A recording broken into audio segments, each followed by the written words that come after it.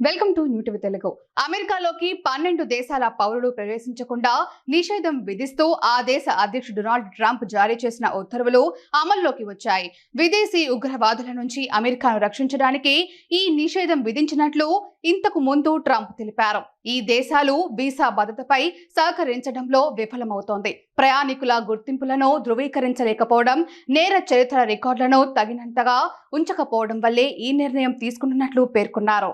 Ban లిస్ట్లో ఉన్న దేశాలు ఇవే: Afghanistan, Myanmar, Chad, Republic of Congo, Equatorial Guinea, Eritrea, Haiti, Iran, Libya, Somalia, Sudan, Yemen దేశాల పౌరులు అమెరికాలోని ప్రవేశించే అవకాశం లేదని అధికారులు తెలిపారు. మరోవైపు Burundi, Cuba, Laos, Sierra Leone, Togo, Turkmenistan, Venezuela నుంచి వచ్చే సందర్శకులపై ఆంక్షలను మరింత పెంచుతున్నట్లు ఇప్పటికే ట్రంప్ ప్రకటించారు. దీనితో 7 దేశాల పౌరుల ప్రవేశంపై పాక్షికంగా ప్రభావం పడనుంది.